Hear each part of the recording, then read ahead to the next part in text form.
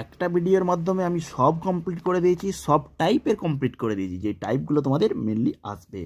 ঠিক আছে, এখানে হচ্ছিল আমাদের 3 নম্বরটা আমি বোঝাচ্ছিলাম। দেখো তো, এইটা হচ্ছে ক্যাটায়নিক সাইট, এইটা আমাদের অ্যানায়নিক সাইট। এজি আমাদের কত, এজির ভ্যালেন্সি কত হয় +1। এই +1 -1টা আমি দিয়ে বোঝাচ্ছিলাম, তোমাকে সিম্পল এই থার্ড ব্র্যাকেটের মধ্যে দিয়ে দিবে। এবার দেখো, এই যে গোটা কমপ্লেক্সটায় চার্জ স্পিসিস কোথায় দেখতে পাচ্ছ? লাইগ্যান্ড এখানে CN2-তে, যেগুলো সেকেন্ডারি ভ্যালেন্সি আমাদের স্যাটিসফাই করে। ওইসব না জেনে এখন তুমি দেখো যে এখানে দেখো CN-টা টোটাল 2 নেগেটিভ, 2 নেগেটিভ। তাহলে এই 2 নেগেটিভটাকে আমি ডিস্ট্রিবিউটেড করব। এটাকে যদি ডিস্ট্রিবিউটেড করতে হয়, এজি আমাদের কি দেখায়? AG+1। আমরা এজিকে কীভাবে দেখো? AG+1। সেই জন্য এখানে দেবো +1, প্লাস চার্জ কেন দেবো? কারণ তবেই এজি প্লাস আসবে। আবার এখানে দেবো মাইনাস, তবেই এখানে এজি প্লাস আসবে। কীভাবে এজি প্লাস আসবে? তবে এখানে এক্স ধরো -2 = -1, তবে এখানে AG+1 আসছে। ওই জন্য আমি এইভাবে চার্জটা ডিস্ট্রিবিউট করব।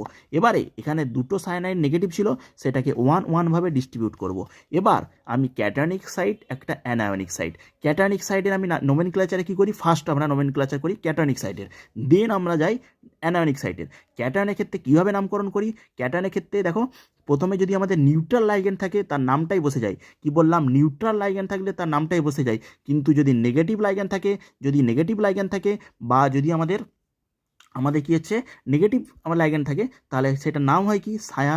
এটা যেমন নাইট, সেখান থেকে আইডির পরিবর্তে সায়ানিডো, ফ্লোরিডো, ক্লোরিডো, সেটা অ্যানায়নিক সাইডে থাকতে হবে। মানে এইটা ফার্স্টেরটাকে বলি বাম দিকে ক্যাটায়নিক সাইড, লাস্টেরটাকে বলি অ্যানায়নিক সাইড। ফার্স্টেরটাকে বলি ক্যাটায়নিক সাইড, লাস্টেরটাকে বলি অ্যানায়নিক সাইড।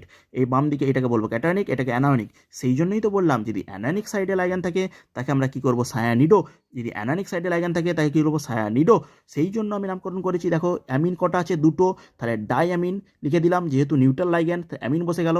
ঠিক আছে, তারপরে আমি মেটালের নামকরণ দেবো সিলভার। ঠিক আছে, তারপরে আমি অক্সিডেশন নাম্বার এর কত হলো? +1, একটু হাইপেন দেবো, এটা শুরু হচ্ছে সেই জন্য হাইপেন, একটু মানে গ্যাপ দেবো। তারপরে এটা নামকরণ শুরু করব।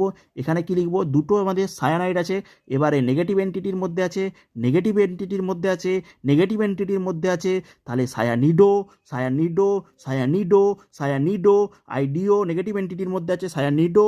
আর এটা আমাদের এজির নাম কি হয়ে যাবে? নেগেটিভ এন্টিটির মধ্যে এজির নাম এড দিয়ে টার্মিনেট করে। নেগেটিভ এন্টিটির মধ্যে যদি লাস্টে যদি আমি যদি মেটালের নাম লিখে শেষ করি, সেটা আর্জেন্টেট, ATE। এই ATE আইডিও দুটো বোঝাতে পারলাম। নেগেটিভ এন্টিটির মধ্যে লাইগ্যান্ড থাকলে তাকে বললাম আইডিও, আর নেগেটিভ এন্টিটির মধ্যে মেটাল থাকলে সেটা টার্মিনেট করবে এড দিয়ে। আর এখানে +1 ডিস্ট্রিবিউট হয়ে যাবে, কারণ ওভারঅল কমপ্লেক্সটা দেখলে এখানে দুটি মাইনাস চার্জ আছে, এবং এজির ভ্যালেন্সি স্যাটিসফাই করার জন্য এটা 1